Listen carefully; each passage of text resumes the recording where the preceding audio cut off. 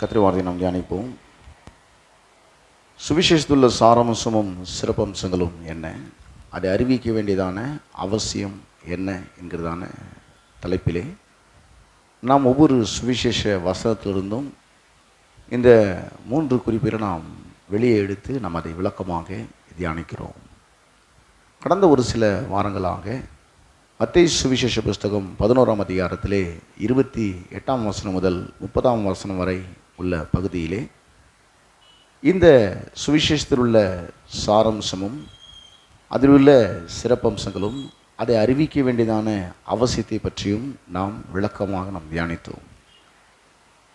இந்த வாரத்திலே யோவான் சுவிசேஷ புஸ்தகம் 14ஆம் அதிகாரம் 6ஆம் வசனத்திலே ஆண்டவராகிய இயேசு கிறிஸ்து நேரடியாக சொன்ன வசனத்தை நாம் எடுத்து இந்த வசனத்திலே சொல்லப்பட்டிருக்கிறதான சுவிசேஷ வசனமாகிய இந்த வசனத்திலே சொல்லப்படுகிறதான சுவிசேஷத்தில் உள்ள சாராம்சம் என்ன, அதில் உள்ள சிறப்பம்சம் என்ன, அதை அறிவிக்க வேண்டிய அவசியம் என்ன என்பதை குறித்து நாம் தியானிக்கப் போகிறோம்.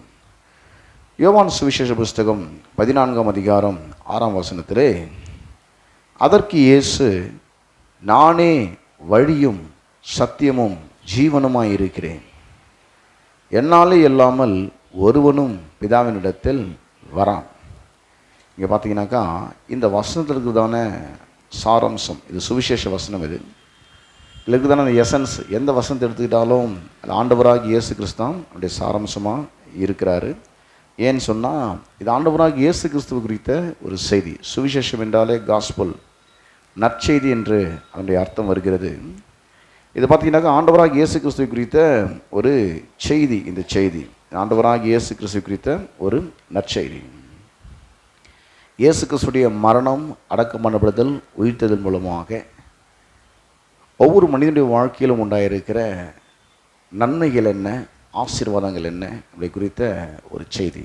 இந்த ரட்சிப்பின் மூலமாக அவன் பெற்று அனுபவிக்கிறதான நன்மைகளும் ஆசீர்வாதங்களும் என்ன என்பதை குறித்தான ஒரு செய்தி, நற்செய்தி, காஸ்பல். இது காஸ்பல் சொன்னாலே நற்செய்தி, நல்ல செய்தி அது. ஆக இந்த வசனம் ஆண்டவராகிய இயேசு கிறிஸ்து இந்த பூமியிலே மனிதனாக இருந்தபோது அவர் சொன்ன வசனம். இதுக்குதான சாராம்சம் என்ன பார்த்தீங்கன்னா நானே, அதாவது இயேசுவே டைரக்டாக இங்கே வராரு பாருங்க, நானே, ஏன்னா அவரை பற்றிய ஒரு செய்தி. நான் என்கிற வார்த்தை என்னுடைய சாராம்சமாக இருக்கிறது. வழியும் சத்தியமும் என்பது என்னுடைய சிறப்பம்சமாக இருக்கிறது. ஜீவன் என்பது இதை அறிவிக்க வேண்டியதான அவசியமாக இருக்கிறது. ஏன்னா இதை அறிவிக்கிற மக்கள் ஜீவனை இழந்து போவார்கள். ஜீவன்ற வார்த்தைக்கு இந்த பூமியிலே நாம் பெற்று அனுபவிக்கிற எல்லா நன்மைகளையும் ஆசீர்வாதங்களையும் குறிக்கிறது மாத்திரமல்லாமல் நித்திய ஜீவனையும் குறிக்கிற, நிரந்தரமான ஒரு மனிதன் பெற்று அனுபவிக்கிற ஜீவனையும் குறிக்கிற வார்த்தையாக இந்த ஜீவன் என்கிற வார்த்தை இருக்கிறது. ஆக ஜீவன் இதை நம்ம சொல்லலைன்னா இந்த உலகத்திலே கல்வாரி சிலுவையின் மரணத்தின் மூலமாக வைத்திருக்கிறதான ஜீவனை மக்கள் இழந்து போவார்கள். ஆக இது குறித்த செய்தி பார்த்தீங்கன்னாக்கா ஜீவன் என்பது இது அறிவிக்க வேண்டியதான அவசியத்தை குறிக்கிற ஒரு செய்தியாக இருக்கிறது. இப்போ நம்ம வாசிக்கிற பாருங்க, அதற்கு இயேசு, நானே வழியும் சத்தியமும் ஜீவனுமாய் இருக்கிறேன், என்னாலே இல்லாமல் ஒருவனும் பிதாவினிடத்தில் வரான். அதாவது நான் என்ற வார்த்தை இந்த உலகத்தில் கடவுளை மக்கள் ஒவ்வொரும் ஒரு வழியிலே தேடிக்கொண்டிருக்கிறார்கள்.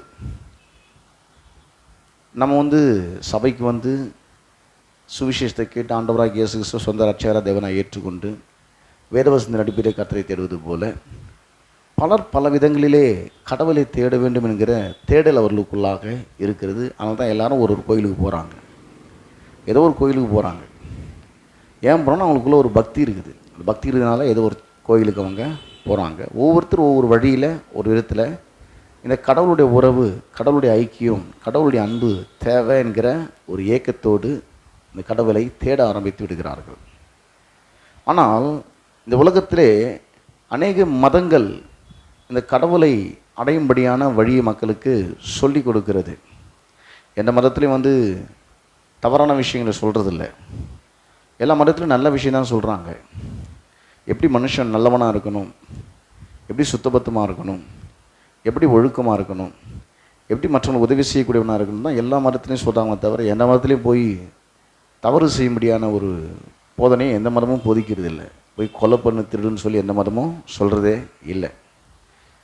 ஆனால் இந்த மதங்கள்லாம் என்ன சொல்லுதுன்னு பார்த்தீங்கன்னாக்கா, இந்த கடவுளுடைய அன்பை பெறுவதற்கு, உறவை பெறுவதற்கு, ஐக்கியத்தை பெறுவதற்கு மனிதன் என்ன செய்ய வேண்டும் என்பதை வலியுறுத்தி சொல்வது தான் மதம்.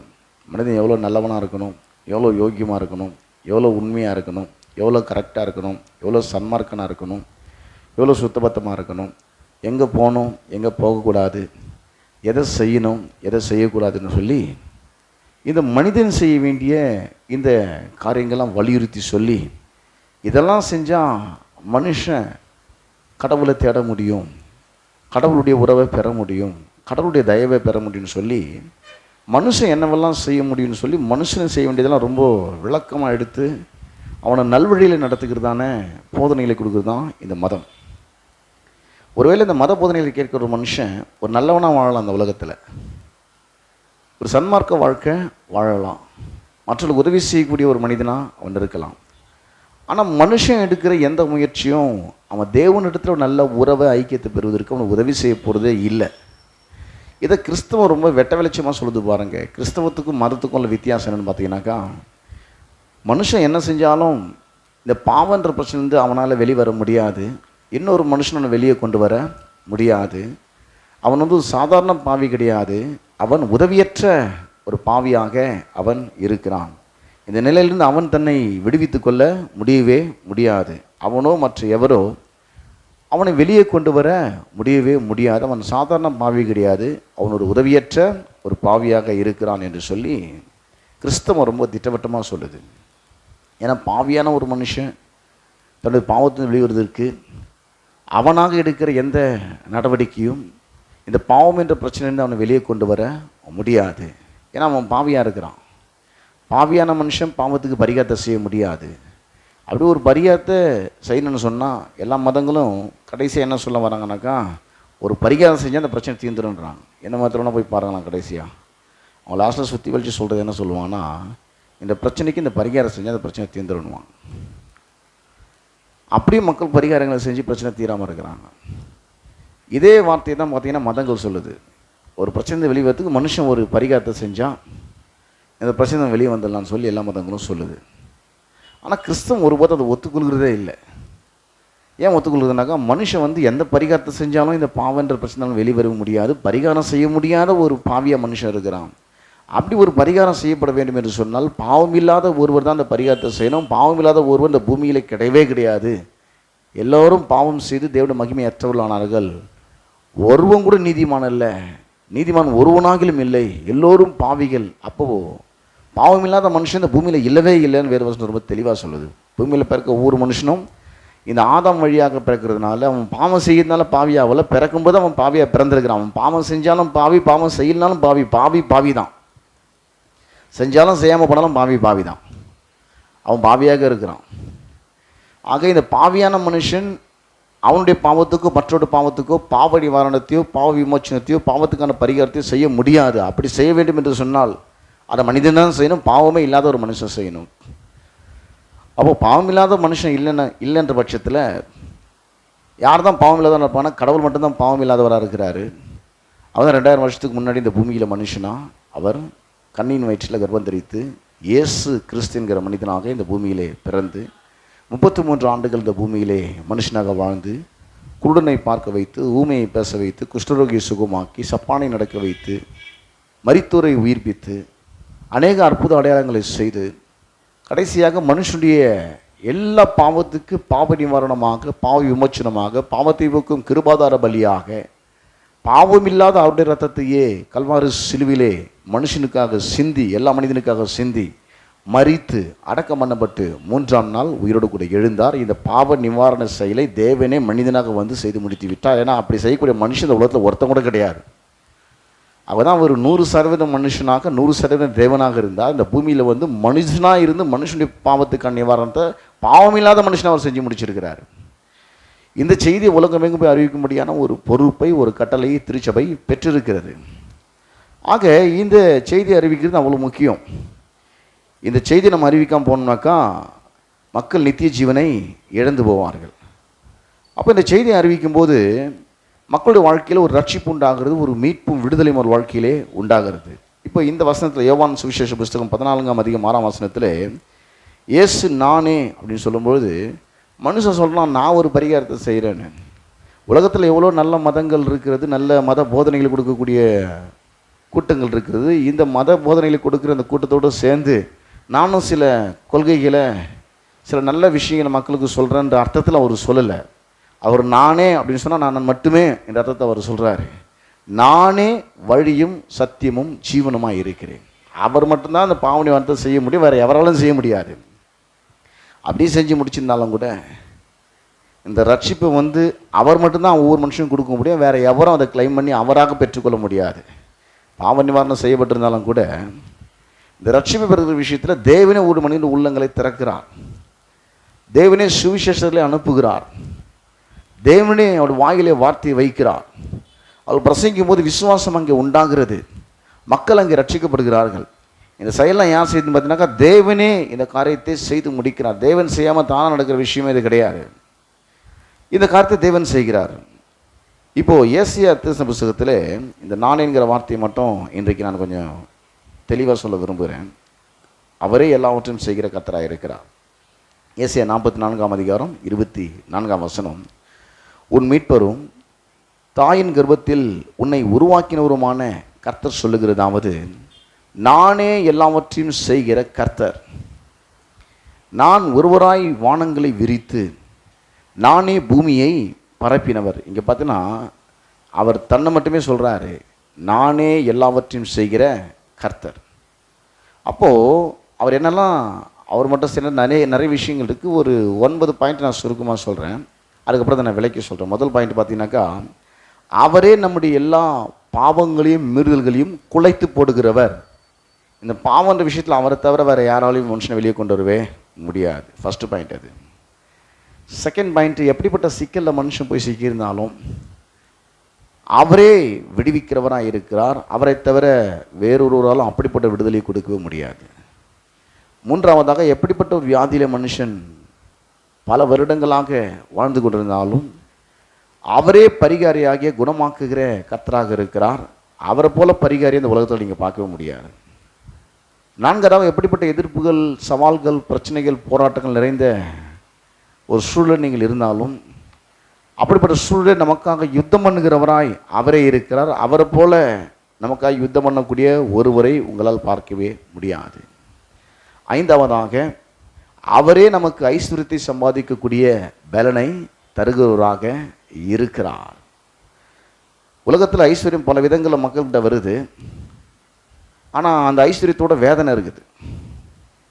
ஆனால் ஐஸ்வர்யத்திற்கு வேதனையை கூட்டாத ஒரு ஐஸ்வர்யத்தை கொடுக்கிறவர் கர்த்தரின் ஆசீர்வாதமே ஐஸ்வர்யத்தை தரும், அதனோட ஒரு வேதனையை கூட்டார்.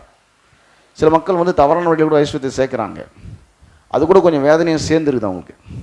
ஆனால் கடவுள் கொடுக்குற ஆசீர்வாதத்தில் பார்த்தீங்கன்னாக்கா, அவர் கொடுக்குற ஆசீர்வாதத்தில் வேதனை இல்லாத விதத்திலே உங்களை பணக்காரராக்குறார், எந்த விதமான பிரச்சனைகள் இருக்காது. அப்படிப்பட்ட விதத்திலே ஐஸ்வர்யத்தை சம்பாதிக்கக்கூடிய பலனை கொடுக்கிறவராக அவர் கர்த்தருடைய ஆசீர்வாதமே ஐஸ்வர்யத்தை தரும், அதனோட என்ன பண்ண மாட்டார், வேதனையை கூட்ட மாட்டார். அப்போ மக்கள் வேறு வழியில் அதை பெறாங்க, ஆனால் வேதனையோடு அதை பெற்றுக்கொண்டு இருக்கிறாங்க. ஆறாவதாக, அவரே வாய்ப்புகளை, ஆசீர்வாத கதவுகளை திறக்கிறவராக இருக்கிறார். அவர் போல இந்த வாய்ப்புகளையும் ஆசீர்வாத கதவுகளையும் திறக்கக்கூடிய ஒரு நபரை நீங்கள் பார்க்கவே முடியாது. ஏழாவதாக, அவரே கடைசி வரை நம்மை பராமரிக்கிறவராக இருக்கிறார். உங்களை ரட்சித்த நாள் முதல் கொண்டு நீங்கள் கண்களை மூடுகிற நாள் வரை இந்த பூமியிலே ஒரு சூழ்நிலையிலும் நீங்கள் உங்களுக்கு பிரியமாக நடந்தாலும் நடக்காமல் போனாலும் உங்களோடு கூட இருந்து உங்களை பராமரிக்கிறவராக அவரே இருக்கிறார். 8ஆவதாக, தேவனுடைய சித்தத்தை ஒரு மனுஷன் அறிஞ்சாலும் அவனால் அதை செஞ்சிட முடியாது. அதுக்கு ஆவியானோட நடத்துதல் வேணும், அபிஷேகம் வேணும், வழிநடத்துதல் வேணும், கிருபை வேணும். தேவனுடைய ஒரு மனுஷன் தானாக அறிஞ்சிட முடியாது. அதுக்கும் ஆவியானவன் கண்களை திறக்கணும் அறியத்துக்கு. அவரே நமக்கு தேவ சித்தத்தை நிறைவேற்றக்கூடிய விருப்பத்தையும் செயலையும் உண்டாக்குறவராக இருக்கிறார். 9ஆவதாக, அவரே எல்லாவற்றையும் எல்லாவற்றாலும் நிரப்புறவராக அவர் இருக்கிறார். இந்த நான் என்ற வார்த்தைக்கு நிறைய அர்த்தங்கள் வந்து ஒரு சில 9 பாயிண்ட் நான் சொல்லியிருக்கிறேன். இப்போ அந்த ஃபஸ்ட்டு பாயிண்ட்டை நம்முடைய கவனத்தை நம்ம செலுத்துவோம். அவரே நம்முடைய மிருதுகளை குலைத்து போடுகிறவர். அவரே நம்முடைய மிருதுகளை குலைத்து போடுகிறவர். ஏசாயா 43ஆம் அதிகாரம் 25ஆம் வசனத்தை நாம் வாசிப்போம். ஏசாயா 43ஆம் அதிகாரம் 25ஆம் வசனம் எடுத்து வாசிங்க. ஏசாயா 43:25. கவனிங்க. உன் பாவங்களை நினையாமலும் இருப்பேன். சரி, என்ன சொல்றாருன்னா, நானே உன் மீறுதல்களை என் நிமித்தமாகவே குலைத்து போடுகிறேன், உன் பாவங்களை நினையாமலும் இருப்பேன். என்ன சொல்றாருன்னா, நீ பாவம் ரொம்ப உணர்ந்து கண்ணீர் விட்டு அழுது அறிக்கை செஞ்சு நீ பாவத்திலிருந்து மனம் திரும்பிட்ட, அதனால் நிறைய கண்ணீர் விட்ட பாவம் என்ன பண்ணுறது, ரொம்ப மனம் திரும்பிட்டேன், அதனால உன் மன்னிச்சு விட்டுறேன் அப்படின்னு சொல்லலை. அவர் என்ன சொல்கிறாருன்னா, நீ மனம் திரும்பிட்ட, உணர்ந்துட்ட, கண்ணீர் விட்டுன்றதுக்காக மனுஷன் நினச்சிட போகிறப்பா, அந்த அர்த்தத்தில் நான் உன்னை மன்னிக்கலை. நானே உன் மிருகளை என் நிமித்தமாக குலைத்து போடுகிறேன். நிறைய ஜெபம் பண்ணிட்டேன், தேவசமத்தை உட்காந்துட்டேன், ஆனால் போ மன்னிச்சு விட்டேன், அப்படி இல்லை. இதுக்கப்புறம் நிறைய உட்கார்ந்தாலும் அது மன்னிக்கப்படாது. அதற்கான தண்டனை நான் சிலுவையில் அனுபவிச்சதுனால உன்னை மன்னிச்சு விட்டுறேன்.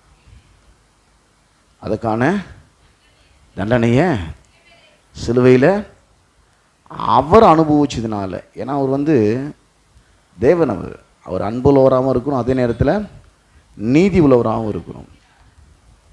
ரெண்டு கலவையும் கலந்த ஒரு மனுஷனை அந்த உலகத்தில் ஒருத்தனும் இருக்க முடியாது. ஒன்று அன்பு உள்ளவனாக இருக்கணும், இல்லாட்டி நீதி உள்ளவனாக இருக்கணும். அன்பு உள்ளவனாக இருக்கிறவங்ககிட்ட நீதி எதிர்பார்க்க முடியாது, நீதி உள்ளவனாக இருக்கிறவங்ககிட்ட அன்பு எதிர்பார்க்கவே முடியாது. இப்போ ஒரு நீதிபதி இருக்கிறாரு, அவர்கிட்ட அவர் அன்பு உள்ளவனாக இருக்கணும்னு நினச்சாக்கா ஒரு கொலைக்காரனை மன்னிச்சு விட்டுடணும், ஒரு திருடனை மன்னிச்சு விட்டு சரி போப்பா இனிமேல் திருடான்னு சொல்லி அனுப்பிச்சிடணும். அதான் அன்பு உள்ளவர்னு அர்த்தம். அப்படி அவர் செஞ்சுட்டாலும் நீதிபதின்ற ஸ்தானத்துக்கு அவர் சரியான ஒரு நபராக இருக்க முடியாது. அப்போ ஒரு நீதியை நிலைநாட்டணும், சட்டம் ஒழுங்கை காப்பாற்றினாக்கா அங்கே அன்பு எதிர்பார்க்க முடியாது, நீதி தான் அவர் செஞ்சாகணும். அப்போது நீதியில் ஒரு மனுஷங்கிட்ட அன்பு எதிர்பார்க்க முடியாது. ஏன்னா ஜட்ஜ்மெண்ட் அவர் கரெக்டாக கொடுத்தாகணும். பாவம் செஞ்சால் தண்டனை உண்டு, பாவம் செஞ்சால் தப்பு செஞ்சால் கண்டிப்பாக அதுக்கான தண்டனை கொடுத்தே ஆகணும். அன்புள்ளவனா தப்பு செஞ்சால் மன்னிச்சு விட்டுடணும், அது அன்பு. இப்போ ரெண்டுமே சேர்ந்த ஒரு நபரை நீங்கள் பார்க்க முடியாது. ஒன்று அன்புள்ளவராக இருக்க முடியும், இல்லாட்டி நீதி உள்ளவராக இருக்க முடியும். ரெண்டும் சேர்ந்தவராக ஒருத்தர் இருக்கவே முடியாது. ஆனால் இவர் என்ன சொல்கிறாருன்னா, தேவன் அவர் அன்புள்ளவர், அதே நேரத்தில் அவர் நீதி உள்ளவர். அவர் சொல்கிறாரு, நீ பண்ண தப்பு அப்படியே அட்ஜஸ்ட் பண்ணி விட்டுறான் தேவன் அவர் கிடையாது. அவர் அநீதி உள்ள தேவன் அல்ல. சரி பரவாயில்ல போன்னு அட்ஜஸ்ட் பண்ணால் அந்த தப்புக்கு தான் தண்டனை யார் அனுபவிக்கிறது? அது தண்டனை கொடுத்தாகணும் இல்லை? அதுக்கான தண்டனையை நான் என் குமாரனுக்கு உனக்காக கொடுத்துட்டேன், அதனால் உன்னை மன்னிக்கிறேன்ற. அதுக்கான தண்டனையை நீ பாவியாக இருக்கிறன்றதை உணர்றதுக்கு முன்னாடியே, நீ மனம் திரும்புறதுக்கு முன்னாடியே, நீ பிறக்கிறதுக்கு முன்னாடி 2,000 வருஷத்துக்கு முன்னாடியே நீ செஞ்ச பாவம், செஞ்சுட்டு இருக்கிற பாவம், செய்ய போகிற பாவம், உனக்கு அப்புறம் 10 தலைமுறைக்கு கழிச்சு பிறக்க போகிற பிள்ளைய செய்ய போகிற பாவம், செஞ்சுட்டு இருக்கிற பாவம், செய்ய போகிற பாவம், உலகத்தில் கடைசி மனுஷன் வர செஞ்சுட்டு இருக்கிற பாவம், செய்ய போகிற பாவம் இருக்க சேர்த்து அதுக்கான தண்டனையை என்னுடைய மகனுக்கு குமாரனுக்கு சிலுவையிலே நான் கொடுத்து விட்டேன்னு பிதமாக்கிய தேவன் சொல்கிறார். அப்போ என்ன சொல்கிறாருன்னா, உன்னை எதை மன்னிச்சு விட்டுட்டேன்னு நினச்சிடாதப்பா, ஆனால் அதுக்கு ஒரு தண்டனை கொடுத்தாகணும். அந்த தண்டனையை உனக்கு கொடுக்க நான் முன் வரல, உன்னை நேசிக்கிறேன், ஆனால் தண்டனை கொடுத்தே ஆகணும். ஆகவே தான் இந்த தண்டனையை பாவமில்லாத என்னுடைய குமாரனை இந்த பூமியில் அனுப்பி என்னுடைய பாவத்துக்கான எல்லா அநியாயத்தையும், எல்லா தண்டனைகளையும், எல்லா சாபத்தையும் அவரை மேலே சுமத்தி உனக்காக அவரை தண்டித்ததுனால இப்போ சொல்கிறாரு, நானே உன் மீறுதல்களை, அவர் மீறுதல், அவர் நல்லவர், அவர் நம்முடைய மீறுதல் நிமித்தம் அவர் என்ன பண்ணாரா, கல்வாரி சிலுவிலே காயப்பட்டார், நம்முடைய அக்கிரமத்துமாய் கல்வாரி சிலுவிலே நொறுக்கப்பட்டார். மீறுதல் என்ன அது? கடவுள் வேண்டான்னு சொல்கிறத செய்யுது, அதான் மீறுதல். ஆதாம் என்ன பண்ணான்? ஆண்டவர் எதை வேணான்னு சொன்னாரோ அதை அவன் செஞ்சான். அப்போ கடவுளுடைய வார்த்தையை மீறுறது. அதனால் வருகிற எல்லா சாபங்களும் உபாம் 28 அதிகாரத்தில் 14 வருஷத்துக்கு மேலே ஃபுல்லாக வரும். அப்போ கடவுளுடைய வார்த்தை மீறினால் வருகிற எல்லா சாபத்தையும், மரத்தில் தூக்கப்பட்ட எவனும் சபிக்கப்பட்டவன் என்று எழுதியிருக்கிறபடி கிறிஸ்து நமக்காக சாபமாகி இந்த மீறுதல் நிமித்தமாக வருகிற எல்லா சாபத்தையும் தன்னுடைய குமாரனுக்கு சுமத்தி குமாரனை தண்டிச்சதுனால, இப்போ அந்த குமாரனை நீ விசுவாசிக்கிறதுனால, நீ உணர்ந்து அறிக்கிறதுனால, ஏதோ நீ உணர்ந்துட்டுறதுக்காக மன்னிச்சுன்னு அர்த்தம் கிடையாது. நீ உணர்ந்த கரெக்டு தான், ஆனால் அதுக்கான தண்டனை உனக்கு பதில் அவருக்கு கொடுத்துட்டேன். இப்போ நீ அதை பிலீவ் பண்ணதுனால, நீ அதை விசுவாசத்தினால, நானே உன் மீறுதல்களை என் நிமித்தமாக குலைத்து போடுகிறேன், உன் பாவங்களை நினையாமலும். இப்போது பிரச்சனை என்னன்னாக்கா, அவர் பாவத்தை அறிக்கணும் போது உடனே மன்னிச்சு அதுக்கான தண்டனையை கொடுத்தாச்சு. இப்போ நீ உணர்ந்துட்ட, மன்னிச்சு விட்ட. இப்போ பிரச்சனை வேற ஒரு இடத்துல ஸ்டாண்ட் ஆகிடுது. என்னன்னாக்கா, பாவங்களை அறிக்கையிட்டு தேவனத்தை மன்னிச்சா கூட மன்னிச்ச மாதிரி ஃபீல் பண்ண முடியல, மன்னிக்கப்பட்டவன் மாதிரி ஃபீல் பண்ண முடியல. அந்த குற்ற உணர்வு வெளியே வரவே முடியல. அதனால சரியாக ஜெபம் வர மாட்டேங்குது. அப்படியே ஜெபிச்சாலும் அது பதிலுக்கு வருமானது சந்தேகமாக இருக்குது. அதனால சரியாக ஆராதிக்க முடியல, சரியாக சபைக்கு வர முடியல, சரியாக வசனம் கேட்க முடியல, கடவுளுடைய சித்தத்தை செய்ய முடியல. ஏன்னா கடவுளுக்கு பிரியமில்லாத ஒரு காரியத்தை செஞ்சுட்டேன், அதுக்கான அறிக்கையும் பண்ணிட்டேன். ஆனாலும் மன்னிக்கப்பட்டது போல் ஃபீலிங் இல்லாததால் என் ஜெபத்துக்கு பதில் வருமா வராதான்னு எனக்கே சந்தேகமாக இருக்குது. அப்படிப்பட்ட எண்ணத்தில் அநேக மக்கள் தங்களை குற்றவாளிகளாக இந்த குற்ற உணர்வுலே அவங்க அவங்க அப்படி வச்சுருக்குது. தேவன் மன்னிச்சுட்டேன்ட்டார், அதுக்கு தண்டனை கொடுத்துட்டேன்ட்டார். ஆனால் இவங்களால் மன்னிக்க முடியல. ஏன்னா மதத்திலே வாழ்ந்து பழகிட்டாங்க. இதுக்கான தண்டனை அனுபவிச்சிட்டா தான் எனக்கு ஒரு நிம்மதியாக இருக்கும்.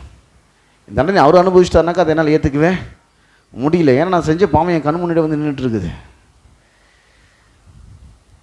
என்ன பண்ணுறதுன்னு தெரியல.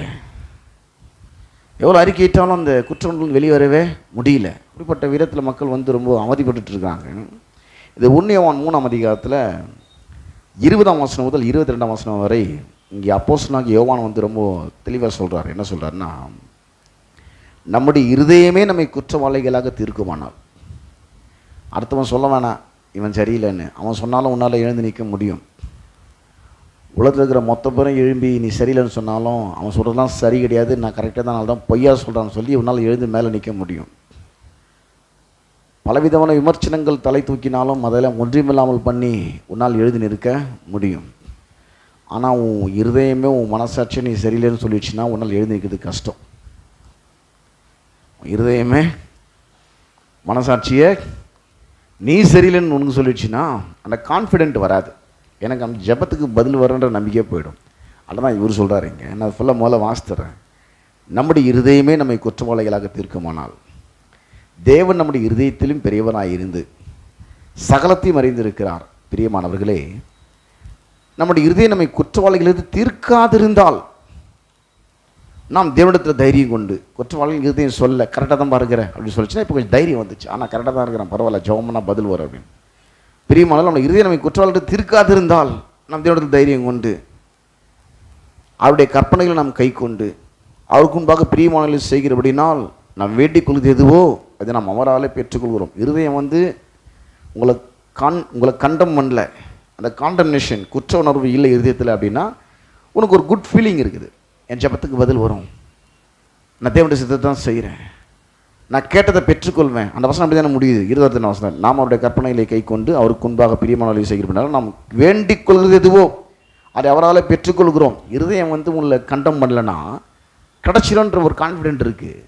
இருதயம் கண்டம் பண்ணிடுச்சுனாக்கா இது என்னால் ஆகிற வேலையில் வேற யாராவது வீரர்களும் வீராங்கனையில் நடக்கும் பொழுது அவங்க இதை விட மோசமான கண்டிஷனில் இருக்குன்னு பாவம் அவங்க சொல்கிறது இல்லை வெளியில். இது நான் மட்டும் கொஞ்சம் வெளிப்படையாக சொல்லின்னு இருக்கிறேன். இருதயம் குற்றவாளியை தீர்த்துனா நீங்கள் எங்கே வரணும்னா அவர்கிட்ட தான் வரணும், அவர் தான் சரி பண்ண முடியும். ஆபத்து காலத்தில் ஜெப வீரர்களையும் ஜெப வீராங்களையும் நோக்கி கூப்பிடுங்கள், அப்பொழுது நான் உங்களை விடுவிப்பேன் அப்படின்னு எங்கேயுமே பைபிள் வசனம் இல்லை.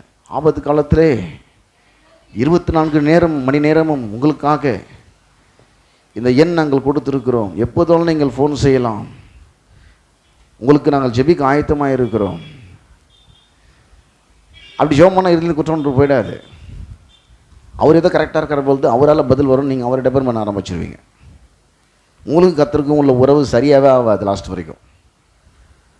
அவர்கிட்ட வரக்கூடிய அந்த பெறக்கூடிய திராணியை லாஸ்ட் வரைக்கும் நீங்கள் பெற முடியாமல் போயிடும். உங்களை சரி பண்ணக்கூடிய அந்த முயற்சியை நீங்கள் கைவிட்டுருவீங்க.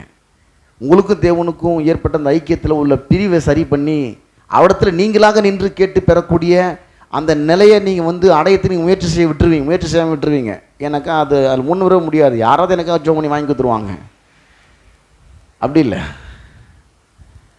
இங்கே என்ன சொல்லுதுன்னா,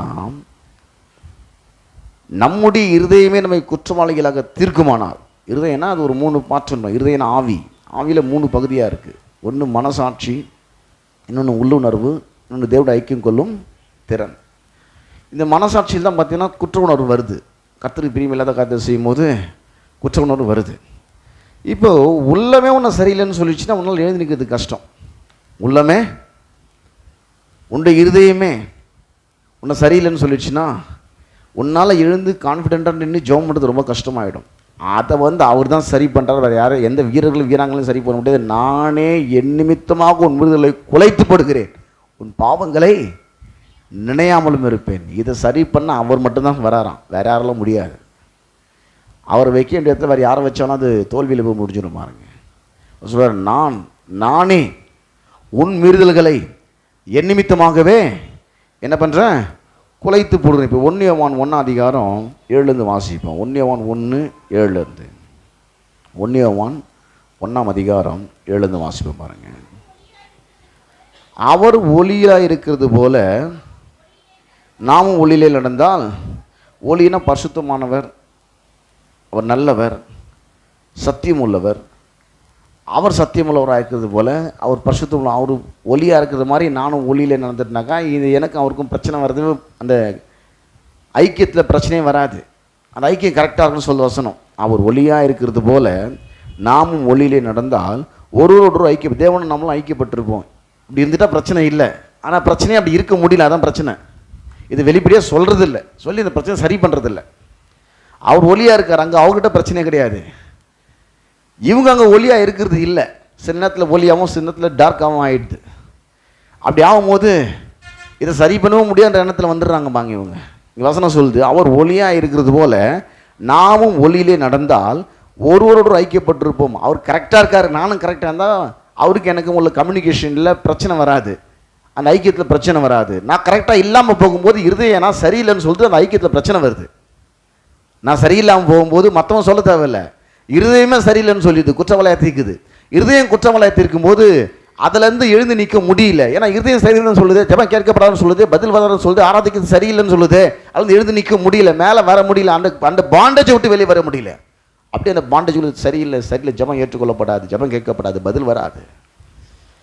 ஆராதனை கர்த்தருக்கு ஏற்றுக்கொள்வாரோ ஏற்றுக்கொள்ள மாட்டாரோ. நான் சபைக்கு போகிறதுலாம் வீண் முயற்சியோ என்னமோ தெரியல, நான் ஏதோ போயிட்டு இருக்கிறேன். அதில் ஒரு தேக்க நிலை அடைய ஆரம்பிச்சிடுவாங்க பாருங்கள், அப்படியே பேக் ஸ்லைடிங் ஆகும். ஏன்னா இருதயம் இப்போ உங்களை கண்டம் பண்ணிகிட்டு இருக்குது. அவர் கரெக்டாக இருக்காரு, நானும் கரெக்டாக இருந்தால் பிரச்சனை இல்லை. ஆனால் லாஸ்ட் கண்டு இருக்க முடியல, அதான் மனுஷனோட பிரச்சனை. இப்போ லாஸ்ட் வரைக்கும் அப்படி இருக்க முடியல. இப்போ கீழே வாசிக்கணும் பாருங்க, அந்த பிரச்சனைக்கு சொல்யூஷன் கீழே இருக்குது. சப்போஸ் அதில் மிஸ் ஆகுனா அது என்ன சொல்யூஷன் கீழே இருக்குது, அவருடைய குமாரனாகி இயேசு கிறிஸ்துவின் ரத்தம். சகல பாவனா ஏதோ கடந்த காலத்தில் செஞ்ச பாவத்தெல்லாம் மன்னிச்சிட்டாரு. இப்போ நான் பாவம் செய்யும்போது குற்ற உணர்வு வருது. இப்போ எனக்கு அவருக்கு ஒரு ஐக்கியம் கெட்டு போகுது. இதுக்கப்புறம் அவரோட நான் சேர்த்து நடக்க முடியுமான்னு தெரியலேன்ற பிரச்சனை வரதுக்கு வாய்ப்பு இல்லை. சகல பாவம், கடந்த காலம், நிகழ்காலம், வருங்காலம், முக்காலத்துக்கும் சேர்த்த பாவம், சகல பாவங்களையும் நீக்கி என்ன பண்ணுமா, நம்மை சுத்திகரிக்கும். இயேசு கிறிஸ்துவின் ரத்தம் செய்கிற விஷயம் என்னன்னு பார்த்தீங்கன்னாக்கா, சகல பாவங்களையும். எபிரேயர் 9:14 வாசினாக்கா, ஜீவனுள்ள தேவனுக்கு ஊழியம் செய்வதற்கு நம்முடைய மனசாட்சியை அவருடைய ரத்தம் மாத்திரமே செத்த கிரிகளை நீக்கி கழுவி சுத்திக்கிறது. மனசாட்சியை க்யூர் பண்ணக்கூடிய ஒன்று இருக்குதுனாக்கா அது இயேசுவின் ரத்தம் தான். வேறு எந்த வீரர்களும் வீராங்களையும் மனசாட்சியை கேர் பண்ணி கொடுக்க மாட்டாங்க. நீங்கள் வாங்க நான் ஜெபம் பண்ணிடுவாங்க, அந்த பிரச்சனையை சால்வ் பண்ண முடியவும் மாட்டாங்க லாஸ்ட் வரைக்கும். இந்த பிரச்சனை உங்களுக்கு கிளியர் பண்ணி கொடுத்து சத்தியம்தான். சத்தியத்தையும் அறிவியல் சத்தியம் உங்களை விடுதலை ஆக்கும். இன்றைக்கி மக்கள் என்ன பண்ணுறாங்கனாக்கா, குற்ற உணர்வு வாழ்க்கையில் வரும்போது அது எப்படி தேவனத்தில் வந்து சரி பண்ணுன்ற அந்த முயற்சி எடுக்கிறதே இல்லை. அதுக்கு தேவன் வச்சுருக்கிற தீர்வு என்னன்றதை அவங்க தெரிஞ்சுக்கிறதே இல்லை. இதுக்கப்புறம் தேவனுடைய வழியில் தொடர்ந்து நடக்கக்கூடிய வாய்ப்பை நான் இழந்துட்டேன், இதுக்கப்புறம் முடியாதுன்ற நிலையில் ஒரு அவநம்பிக்கையில் அவங்க வாழ்க்கை அப்படியே ஓட்ட ஆரம்பிச்சிடறாங்க. முகமாடலாம் ஆகுது. தேவனுடைய சித்தத்தை நடக்கிறதுக்கான வாய்ப்பே இல்லாமல் இல்லைன்ற நிலையில் அவங்க வந்துடுறாங்க. இல்லை அந்த சகல பாவங்களை நீ கழுவி சுத்திகரிக்கும். கடந்த கால பாவத்தை நீ பாவியாக இருக்கும்போதே, பாவத்தை குறித்து உணராத இருக்கும்போதே, அவருக்கு சத்துருவாக இருக்கும்போதே உன்னை நேசிச்சிருக்கிறாரு. இப்போ பிள்ளையாக இருக்கிற உன்னை விட்டுருவார். அவர் சகல பாவங்களையும் ரத்தம் கழுவி சுத்திகரிக்க கூடியதாக இருக்கிறது. இப்போ கீழே வாசிக்கிறோம் பாருங்க. நமக்கு பாவமில்லை என்போமானால், நமக்குன்னு போது இங்கே உனக்குன்னு சொல்லிடலாம். ஏன்னா அது எழுதுகிற மிகப்பெரிய அப்போஸ்தலன் அவர். இயேசுவின் மார்பிலே சாஞ்சு நின்ற யோவான், இயேசுவினுடைய மார்பிலேயே அவர் அப்படி தான் அடிக்கடி வரும். சுவிசேஷ புஸ்தகம்லாம் வாசிக்கும் போது அவருடைய மார்பிலேயே சாஞ்சு நின்றாராம் அப்போஸ்தலனாகிய யோவான். அவர் என்ன சொல்கிறாருன்னா, உனக்குன்ற வார்த்தையை அவர் மென்ஷன் பண்ணிடலாம். உனக்குன்ற வார்த்தையை சொல்ல, நமக்குன்றார். அப்போ உன்னை என்னை சேர்த்தாம்பா சொல்கிறேன், நான் இந்த பிரச்சனை தான் இருக்கிறேன், நீ என்ன தனியாக ஒரு மேலேருந்து குறித்து நினச்சிட்டு போகிறேன், 3ஆம் வானத்துலேருந்து இந்த பூமியில தான் நானும் இருக்கிறேன். நமக்குன்னா உன்னை என்னையை சேர்த்துக்கிறேன், எனக்குன்னா என்னை மட்டும் சொல்கிறேன், உனக்குன்னா உன்னை மட்டும் சொல்கிறேன். அப்போ நமக்குன்னா அது எழுதுன அப்போஸ்தலனாகிய யோவானையும் சேர்த்து சொல்கிறாரு. என்ன சொல்கிறாருன்னா, நமக்கு பாவமில்லை என்போமானால். இல்லைங்க நான் அவரோட கொஞ்சம் மிஞ்சிட்டேங்க, அப்படி சொல்ல முடியாதுங்க. சுயநிதியில் மிஞ்சிருப்பேன். சுயநிதியில் அப்படிப்பட்ட யோவானே சொல்கிறாரு, எப்போ இந்த பாவன்ற விஷயத்தில் நான் உன்னை மட்டும் சொல்கிறேன்னு நினச்சிக்காதப்பா, என்னை சேர்த்து தான் சொல்கிறேன்றார். நமக்கு என்ன அர்த்தம்? அதை எழுதுனூரையும் குறிக்கும், படிக்கிறவனையும் குறிக்கும். உனக்கு என்ன அர்த்தம்? எழுதுனவனை குறிக்காது, படிக்கிறவனை மட்டும் குறிக்கும். எனக்கு என்ன அர்த்தம்? படிக்கிறவனை குறிக்காது, எழுதுனவனை மட்டும் குறிக்கும். அங்கே என்ன வருது? நமக்கு. அப்போ அது எழுதுனவரையும் குறிக்கும், எழுதுனவருக்கும் அது பொருந்தும், படிக்கிறவருக்கும் அது பொருந்தும், சேர்த்து தான் அந்த வார்த்தையை சொல்கிறார். யார் சொன்னது? இது ரட்சிக்கப்படாத அவிசுவாசம் கிடையாது, இது நிருபம். யோவான் எழுதின நிருபம், திருச்சபை விசுவாசத்துக்கு எழுதப்பட்ட கடிதம். அதுதான் நிருபம். இவங்க ரட்சிக்கப்பட்டு ஒரு சில கர்த்தருக்கு பிரியமில்லாத விஷயத்தில் போய் சிக்கிக்கும் போது அவங்க இருதயத்தும் அவங்கள அப்படியே கண்டம் வந்து அதுலேருந்து வெளியே அந்த ஐக்கியத்தை சரி பண்ணி இதில் கேட்டு பெற்றுக்கொள்கிற திராணி இழந்தவர்களாக வாழ்ந்து கொண்டிருக்கிறார்கள். அந்த பிரச்சனையை அவரால் தான் சரி பண்ணி கொடுக்க முடியுன்றார் அவர். இதுக்கு வேற எங்கே ஓடிடாத, ஒன்று தேவனை விட்டு ஓடிடாதில்ல, வீரர்கள் நாடி ஓடிடாது. என்கிட்டயே வா, நான் கரெக்ட் பண்ணி கொடுத்துட்றேன். என்கிட்டயே வா, நான் கரெக்ட் பண்ணி. 8ஆம் வசனம் சொல்லுது, நமக்கு பாவமில்லை என்போமானால். ஒரு இடத்துலையும் அவர் பாருங்க, அவர் சேர்த்து பேசுறாரு பாருங்க. உனக்குன்ற வார்த்தை வரல, ஒரு வார்த்தை மென்ஷன் பண்ணும் போதும் நமக்கு, நம்மை, நாமே. நம்ம என்ன அர்த்தம்? 2 பேரும் சேர்த்து குறிக்கும். நாம என்ன அர்த்தம்? 2 பேரும் சேர்த்து குறிக்கும்.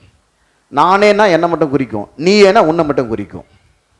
அப்போ எழுத ஒவ்வொரு இடத்துலையும் அது எழுதிய ஆக்கியோன் ஆசிரியர் என்ன சொல்றாருன்னா, அவரை சேர்த்து சொல்றாரு அதுல. அப்போ அப்போஸ்தலனாகிய யோவான் பாவம் செஞ்சான்ற பிரசங்கம் பண்ண வரல நான். இந்த பிரச்சனையில் எல்லாரும் சிக்கக்கூடிய வாய்ப்பு உண்டு. ஓடிட போறீங்க, இந்த பிரச்சனை கர்த்தர் சரி பண்ணி கொடுக்குறவராக இருக்கிறாரு. அவரோட ஐக்கியத்தில் நீங்கள் கொஞ்சம் ஸ்ட்ராங் ஆகிடுங்க. இது அவர் தான் கிளியர் பண்ணி க்யூர் பண்ணி கொடுக்க முடியும். இது அவர் ரத்தம் தான் க்யூர் பண்ணி கொடுக்க முடியும். இதை விட்டு வேறு எங்கே ஒன்றாலும் நீங்கள் சரியாக முடியாது. அவர் தான் அதை சரி பண்ணி கொடுக்க முடியுன்றாரு. அவர் என்ன சொல்ல வர்றாருன்னா, நமக்கு பாவமில்லை என்போமானால் நம்மை நாமே வஞ்சிக்கலாக இருப்போம். நமக்கு பாவமே இல்லை அப்படி சொல்லிட்டேன்னா சத்தியமே உங்களுக்குள்ள இல்லைன்னு அர்த்தம். சத்தியமே உன்னை நீயே வஞ்சிக்கிற, ஏமாத்திக்கிறேன்னு அர்த்தம். பாவமே இல்லைன்னு சொல்லிட்டேன்னா உன்னை நீயே, இல்லைங்க நான் நல்லா எப்போ பார்த்தாலும் சோத்துறேன் அப்படியே தாங்க நான் இருப்பேன். இல்லை அப்படி இருந்தால் கூட உனக்குள்ளே பாவம் இருக்குது. என்ன பார்த்து சொல்கிறேன்? நானா சொல்கிறேன், பைபிளில் இருக்குது. நானா சொல்கிறேன். 1:1 சொல்லப்பட்டிருக்கு. உன்னை நீயே ஏமாத்திரன்னு சொல்லப்பட்டிருக்கு. பாவம் இல்லைன்னு சொன்னான். இல்லைண்ணா பாவம் இருதோ இல்லை அப்புறங்க, நான் பாவமே செய்யலைங்க. பாவம் இல்லைன்னு சொன்னால் உன்னை நீ ஏமாத்திக்கிற, பாவமே நீ செய்யலைன்னு சொன்னால் அவரை நீ பொய்யர்னு சொல்கிறேன்னு 10ஆம் வசனம் சொல்லுது. அதில் 10ஆம் வசனம் வாசிங்க. 8ஆம் வசனத்தில் உனக்குள்ளே பாவம் இல்லைன்னு சொன்னால் உன்னை நீ ஏமாத்திக்கிறேன்னு சொல்லுது, உன்னை வஞ்சிக்கிற. இல்லைண்ணா பாவமே செய்யலை அப்படின்னு நீ சொல்லிட்டேன்னா அவரை நீ பொய்யர்னு சொல்லிட்டேன்னு அர்த்தம் பைபிள் சொல்லுது. நாம் பாவம் செய்யவில்லை என்போமானால் நாம் அவரை பொய்யராக்கிறவர்களாக இருப்போம். இப்போ பிரச்சனை என்னன்னாக்கா, பாவம் இருக்குதா இல்லையா, பாவம் செய்யணும் செய்யலையா. இந்த முழு பூசணிக்காய் சோத்தில் மறைக்கிற சபைலாம் இது கிடையாது. வெட்ட வெளிச்சமாக பேசி அந்த பிரச்சனையை க்யூர் பண்ணி கொடுக்குற இடம் இது. எந்த பிரச்சனையாக இருந்தாலும் சரி. அப்படியே உட்காந்து தேவ சமூகத்தில் இருப்பாங்கன்னு சொல்லி பாவத்திலே உட்கார வச்சு அனுப்புற இடம் கிடையாது. பாவத்தை க்யூர் பண்ணி கொடுக்குற இடம் அது. அவர் சொல்கிறார், 8ஆம் வசனம், பாவம் உனக்குள்ளே இல்லைன்னு சொல்லிட்டேன்னா நீ ஒன்றை ஏமாற்றிக்கிறப்பா, இப்படியே சோத்திரம் பண்ணி போயிட போகிற. அந்த பிரச்சனை சரி பண்ணிக்கோ. அந்த பிரச்சனையை என்ன பண்ணு, சரி பண்ணிக்கோ. அவன் ஒன்றே நீ ஏமாற்றிக்கின்னு மற்றவனையும் ஏமாற்றின்னு வாழ்ந்துடாத. அதை கொஞ்சம் கிளியர் பண்ணு. அவரை தான் கிளியர் பண்ணி கொடுக்க முடியும். அவர் ரத்தம் மனசாட்சியை கழுவி சுத்திகரிக்கக்கூடியதாக இருக்குது. இல்லை நான் பாவமே செய்யலைங்க, எப்படி என்ன நீங்கள் சொல்லலாம்? நீ பாவம் சொல்ல, நான் சொல்ல, அவரை நீ பொய்யர்னு நீ சொல்லிட்டு இருக்கன்னு பைபிள் 10ஆம் வசனம் சொல்லுது. நீ பாவம் செய்யலன்னு சொன்னால் அவரை பொய்யர்னு நீ சொல்ற. அவர் பொய்யுரியார தேவன். அவர் யாரு? எவ்வளவு வேணும் பொய் சொல்லாதவர். அவர் பொய்யுரியார தேவன். அப்போ பிரச்சனை என்னன்னாக்கா, பாவம் இருக்குதா இல்லையா, பாவம் செய்கிறோமா செய்யல. இந்த விஷயத்தை மக்கள் பெரும்பாலும் சரியான விதத்தில் இந்த பிரச்சனையை ஒத்துக்கிறது இல்லை, அதை கிளியர் பண்ண க்யூர் பண்ண முன் வரதான் இல்லை. இதனால் பாதிக்கப்படுறது அவங்க ஜெப வாழ்க்கை. இதனால் பாதிக்கப்படுறது சர்ச்சைக்கு வரத்துக்கு நாட்டம் இருக்காது பாருங்க. ஏன்னா தான் சரியில்லைங்க, எப்படிங்க நாங்கள் உட்காந்து ஆராய்ச்சா கத்தாத கேட்பாரத்து கேட்க மாட்டேன், எனக்கு தெரியாது, தெரில. எங்கே போய் சர்ச்சை தாங்க போயின்னுக்கிறேன், சரியாயிடுமா அது தாங்க தெரில. ஏன்னா இருதயம் குற்றவாளியாக தீர்த்துனுக்குது, இதயம் குற்றவாளியாக தீர்த்துனுக்குது, அது தாங்க தெரில. ஏன்னா சரியாயிட நம்புகிறேங்க நான். சரியாயிடுவீங்க. உங்களுடைய கடந்த காலம், நிகழ்காலம், வருங்காலம், முக்கால பாவலுக்கும் சேர்த்து கிரயம் சிலுவையிலே கொடுக்கப்பட்டிருக்கிறது. இப்போது ஏசாயா 59:1-2 வாங்க. இதை அப்படியே வச்சுக்கின்னு இந்த இருதயத்தில் இருக்கிற குற்ற உணர்வு இப்படி ரிலீஸ் ஆகி தேவனுக்கு நமக்கு உள்ள ஐக்கியத்தை ஸ்ட்ராங் பண்ணி தேவனிருந்து கேட்டு பெற்றுக்கொள்ளக்கூடிய திராணியில் டெவலப்மெண்ட் ஆகி எப்படி நிறைய பெற்றுக்கொள்றதுன்ற விஷயத்தை பார்க்கணும். அது அவர் தான் செய்கிறார். ரட்சிக்கப்படாதவங்க சரி, ரட்சிக்கப்பட்டவங்க சரி, அவரை விட்டு வேறு எங்கே ஜம்ப் ஆனாலும் அது முட்டியின் மோதி நிற்கும். அது அவர் தான் கியூர் பண்ணி அதை கொடுக்குறாரு. ஏசாயா 59:1 வாசிக்கிறேன் பாருங்க. இதோ ரட்சிக்கக்கூடாதபடிக்கு கர்த்தருடைய கை குறுகி போகும் இல்லை. இதை செய்வேன் இல்லை செய்ய முடியல அப்படிலாம் இல்லை, செய்ய முடியும். கை ஒன்றும் குறுகி போல. கேட்கக்கூடாதபடிக்கு அவருடைய செவி, உன் ஜபத்தை கேட்கறதுக்கு காது செவிடா இல்லை எனக்கு ஆண்டவர் சொல்கிறாரு. உன் பிரச்சனை வெளியே தூக்கு ஏன் கை ஒன்றும் குறுகி போல, கை நல்லா தான் இருக்குது எனக்கு. இப்போ குறுகி போயிருக்குது எதுன்னு பார்த்தீங்கன்னாக்கா, உன்னுடைய உள்ளத்தில் இருக்கிற குற்ற உணர்வில் நீ குறுகி போயிருக்கிற. இப்போ அது 2ஆம் வசனம் சொல்லுது, உங்கள் அக்கிரமங்களே உங்களுக்கும் உங்கள் தேவனுக்கும் நடுவாக பிரிவினை உண்டாக்குறது. நீ எப்படி இருந்தாலும் அது எனக்கு பிரச்சனை இல்லை, நீ சரியில்லாத உனக்கு தான் பிரச்சனை. அந்த பிரச்சனை கூட நான் தான் சரி பண்ண முடியும், இங்கே சரியாயிடுன்றாரு. அந்த பிரச்சனையை கூட அவர் தான் சரி பண்ணி கொடுக்க முடியும், வேறு எங்கே போனாலும் சரி பண்ண முடியாது. அவர்கிட்ட அந்த பிரச்சனையை சால்வ் பண்ணிக்கோ, சரி பண்ணிக்கோ. உங்கள் அக்கிரமங்கள் தான் அந்த பிரச்சனையா. உங்கள் அக்கிரமங்களே உங்களுக்கும் உங்கள் தேவனுக்கும் நடுவாக பிரிவினை உண்டாக்குறது. உங்கள் பாவங்களே அவர் உங்களுக்கு செவிக்கூடாதபடி அவருடைய முகத்தை உங்களுக்கு, நீ பாவம் செஞ்சுட்டு உங்கள் ஜபத்தை கேட்கணும் அந்த இடத்துல சொல்ல, நீ பாவம் செஞ்சதுனால உனக்குள்ள குற்றுணர்வு என் ஜபம் கேட்கப்படாதுன்ற எண்ணம் உன்னை போட்டு அழுத்திட்டு உன் விசுவாசத்தை கெடுத்து நாசம் ஆகிட்டு நான் கொடுக்க ரெடியாக தாங்கிற, என் கை குறுக்கி போகல. இப்போ நீ விசுவாசத்தில் டவுன் ஆகிட்ட, நீ விசுவாசத்தில் உன் விசுவாசத்தில் நீ டவுன் ஆகிட்ட. நான் கை குறுக்கி போனாலும் கிடையாது, காது நல்லா தான் கேட்குதுன்றார். காது இல்லை காணிக்க எத்தனை வந்துடுறேன், ஐயோ வேஸ்ட்டு பண்ணுறேன்.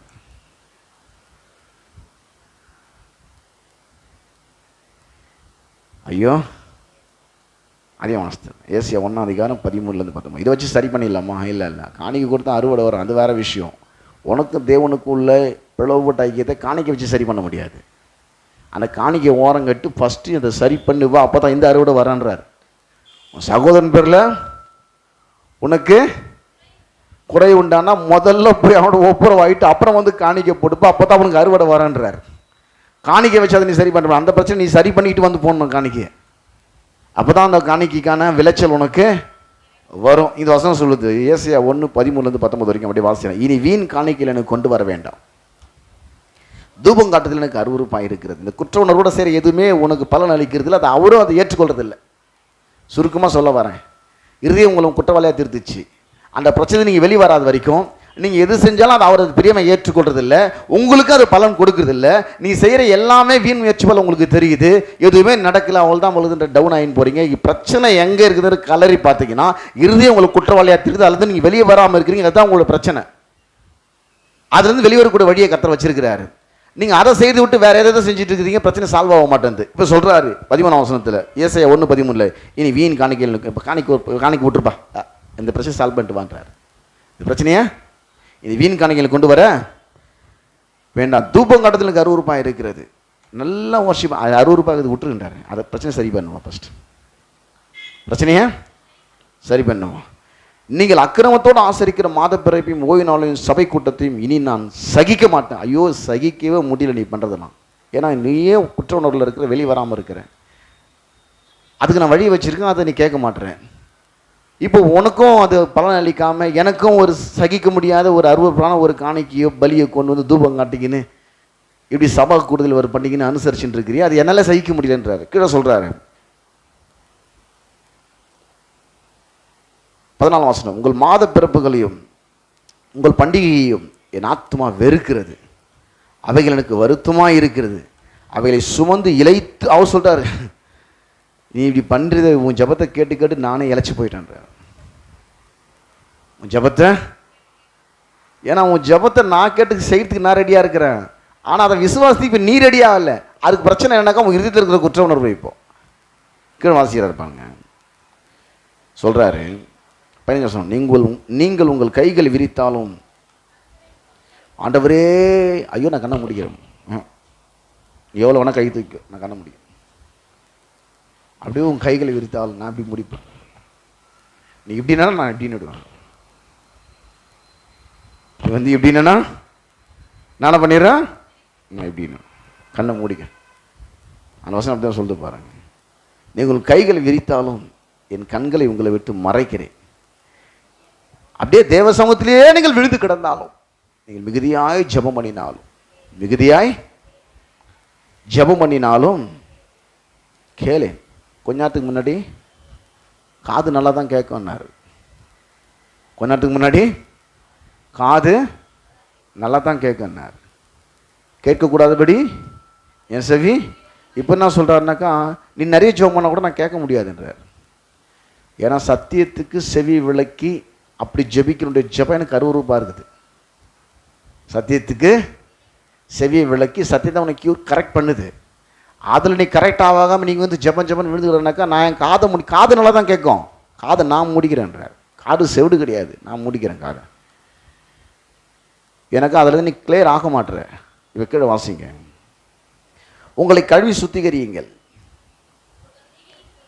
உங்கள் கிரியைகள் பொல்லாப்பை என் கண்களுக்கு மறைவாக அகற்றி தீமை செய்தல் விட்டு ஓயுங்கள், நன்மை செய்ய படியுங்கள், நியாயத்தை தேடுங்கள், ஒடுக்கப்பட்டவனை ஆதரித்து திக்கற்ற பிள்ளையின் நியாயத்தையும் விதையின் வழக்கையும் விசாரியுங்கள், வழக்காடவும் வாருங்கள் என்று கர்த்தர் சொல்லுகிறார். சொல்றாரு, உங்கள் பாவங்கள் சிவேர் என்று இருந்தாலும் உறைந்த மழையை போல் வெண்மையாகும், அவைகள் இரத்தாம்பர சிவப்பாக இருந்தாலும் பஞ்சை போல் ஆகும். நீங்கள் மனம் பொருந்தி செவி கொடுத்தா, ஒழுங்காக காது கொடுத்து கேட்டினா பிரச்சனை சால்வ் ஆகிடும். ஜபத்தில் விழுந்து கிடக்கிறேன், கையை வச்சு ஜெபம் பண்ணுறேன், அப்படியே காணிக்கை கொண்டு வரேன், தேவ சமூகத்தை இந்த ஜோடனை கடனெல்லாம் காமிச்சிருந்தாக்கா மேலே அந்த பிரச்சனை வெளியே வரவே முடியாது. உன்னால் அந்த பிரச்சனைலேருந்து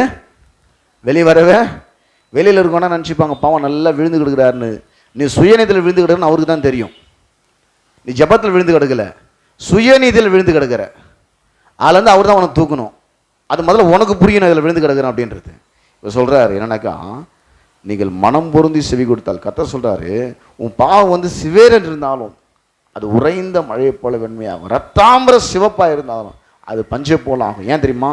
மேற்குக்கு கிழக்கு எவ்வளோ தூரமோ அவ்வளோ தூரம் உன் பாவத்தை நான் உன்னை விட்டு விளக்கிட்டேன், உன் பாவத்தை கடல் ஆழத்தில் போட்டு புதைச்சிட்டேன், உன் பாவத்தை முதுகு பின்னாங்க எரிஞ்சிட்டேன், உன் பாவத்தை நினையாது இருப்பேன். இதெல்லாம் நான் ஏற்கனவே சொல்லி வச்சதுனால இப்போ நீ பாவத்தை அறிக்கை பண்ணும்போது ஏதோ நிறைய கண்ணீர் விட்ட, தேவசமுதிரம் விழுந்துட்ட, கரகளை நல்லா விரிச்சு கத்த துதிச்சிட்ட, நிறைய தூபம் காட்டிட்ட, அதனால இல்லை, நான் உன் மிருதுகளை என் நிமித்தமாக குலைத்து போடுறேன். நான் உன் பாவத்துக்கான தண்டனை அனுபவிச்சதுனால இப்போ நீ அதை விசுவாசித்து பாவ அறிக்கை பண்ணதுனால இதனால உன் பாவத்தை நான் சரி பண்ணி கொடுக்குறேன். வேற எதனாலும் சரி பண்ணி நினச்சிருக்க போறீங்க, ஏமாந்துருவீங்க. சுய பரிதாபத்தில் விழுந்துருது, அப்படியே ஜோடனை காட்டுறதெல்லாம் காட்டினீங்கன்னாக்கா மக்கள் மழை ஜோடனை தான் காட்டின்னு இருக்க முடியும். பாவம் அவங்களையும் ஏமாற்றிக்கணும், உன்னை ஏமாற்றிக்கணும். உனக்குள்ளே பாவம் இல்லைன்னு சொன்னால் உன்னை நீ ஏமாற்றிக்கிறேன், பாவமே செய்யலைன்னு சொன்னால் அவரை நீ பொய்யராக்கிட்டேன். இருக்குதுன்ற பிரச்சனை நம்மள புரிஞ்சுக்கோ. எங்கே இருக்குது? நான் தான் பரிசுத்தமானாச்சே, நான் தான் நீதிமானாச்சே. அவன் தான் தகப்பனுடைய புருஷனை தகப்பனுடைய மனைவி வச்சுன்னு இருந்தான். அவன் தான் பரிசுத்தவான்கள். சகலவிதமான கசப்பும் கோபமும் மூர்க்கமும் கூக்குரலும் தூஷணமும் பெருமையும் மதிகேடும் இந்த எபேசு சபை விசுவாசிகளை பார்த்து பரிசுத்தவான்களுக்கு எழுதுறதாவதுன்னார் பவுல். என்னச்சு? ஆவியானவர் துக்கப்படுத்துகிற காரியம் இருந்துச்சு, பொறாமை, தசம்பகத்தை திருடி தின்றது, சகலவிதான மூர்க்கம், கசப்பு, கோபம், வைராக்கியம், துர்குணம், இதெல்லாம் இருந்துச்சு அவங்ககிட்ட. அதுக்காக அவங்கள பாவிகள் இல்லை. இதெல்லாம் இருக்கிறதுனால என்ன நடக்குதுன்னா, அவங்க தேவனத்து வரக்கூடிய திராணி இல்லாதவர்களாக உணர்கிறார்கள். தேவன் இதுக்கப்புறம் நான் மன்னிக்க மாட்டேன், சான்ஸ் எல்லாம் போயிடுச்சுன்னு நினைக்கிறாங்க. இல்லை, லாஸ்ட் வரைக்கும் மன்னிக்க நான் ரெடியாக இருக்கேன், இந்த பிரச்சனை சரி பண்ணி கொடுக்க ரெடியாக இருக்கேன், என்னை விட்டு ஓடாதன்றார். அவன் செஞ்சா என்னை விட்டு ஓடாது, என்கிட்ட வா, நான் கிளியர் பண்ணி கொடுக்குறேன். நானே உன் மீறுதல்களை என் நிமித்தமாகவே குலைத்தும். வாசிங்க ஏசாயா 43:25 வாசிங்க. ஏசாயா 43:25.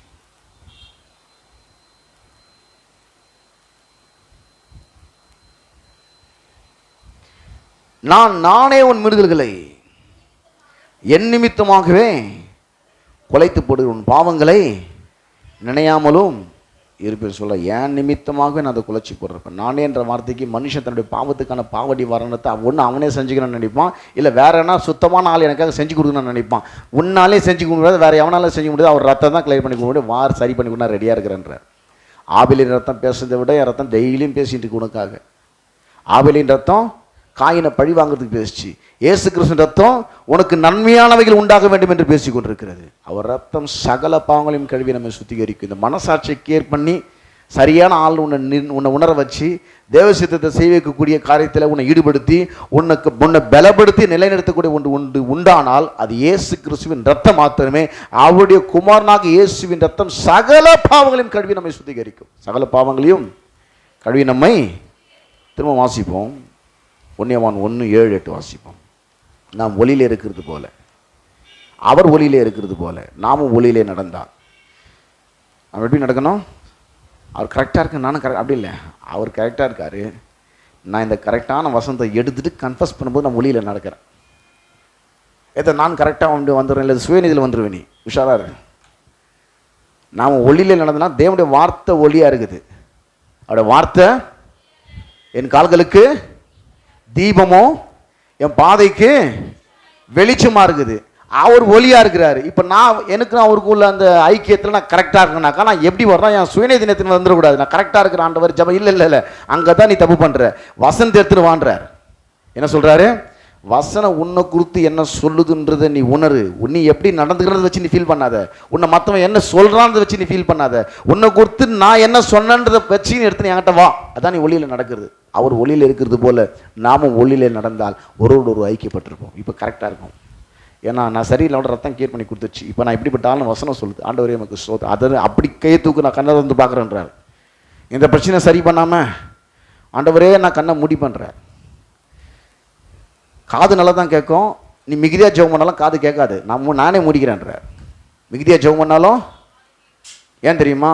சத்தியத்துக்கு செவி விளக்குடைய ஜெபம் என் பார்வைக்கு அருவருப்பாக இருக்குதுன்றார். சத்தியத்துக்கு செவி விளக்கிட்டு ஜபம் ஜபம் ஜபம் ஜபம் ஜோடனை காட்டனுடைய ஜப வீரனுடைய ஜபமும் வீராங்கனுடைய ஜபமும் என் பார்வைக்கு ரொம்ப அருவருப்பாக இருக்குது. சத்தியத்தை கேட்டு உன் பிரச்சனை கிளியர் பண்ணிட்டு வா. அப்போது இந்த நானேன்ற வார்த்தைக்கு ஒரு 9 பாயிண்ட்டை சொன்னால் ஒரு பாயிண்டில் இன்றைக்கி நம்ம கவனத்தை செலுத்துகிறோம். மீதி குறிப்பை நம்ம அடுத்த வாரம் தொடர்ந்து பேசுவோம்.